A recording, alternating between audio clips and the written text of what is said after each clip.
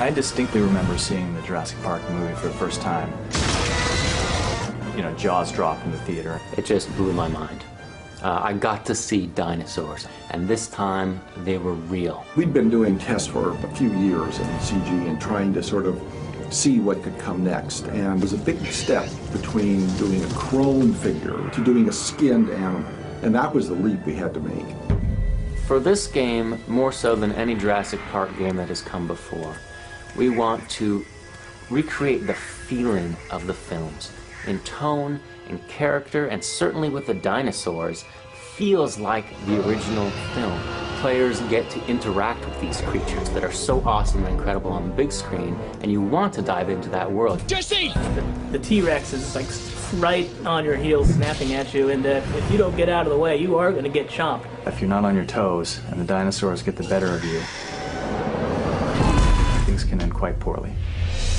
We reached out to paleontologist Kevin Padian to essentially lecture the Jurassic Park team about some of the modern thinking on dinosaurs, what some of the new science tells us. So we didn't want to make up things that just really didn't fit the science at all. We took all this information and we still felt that it was important to keep true to the movie. In general, we like to approach our dinosaurs as animals.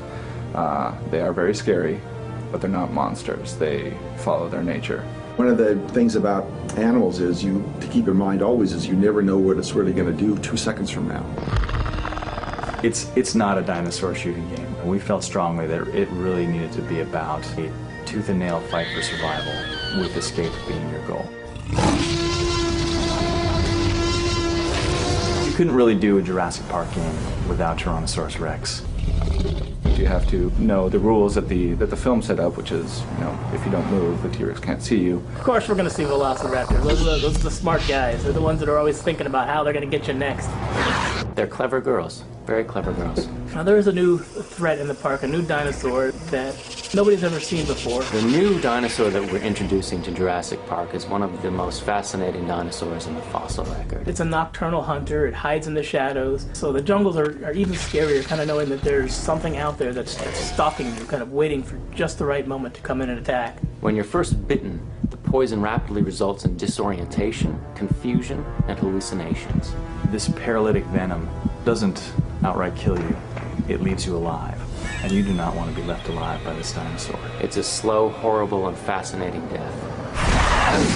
We're being a little cagey with the details because characters in the game spend some time putting together those details as well. So you'll have to take a look at the game to see how it all pans out. We have this island full of extremely energetic beasts who are now freed from their cages. I don't know if it's a wonderful place to be, but it's a wonderful place to imagine, and a thrilling place for us to put players.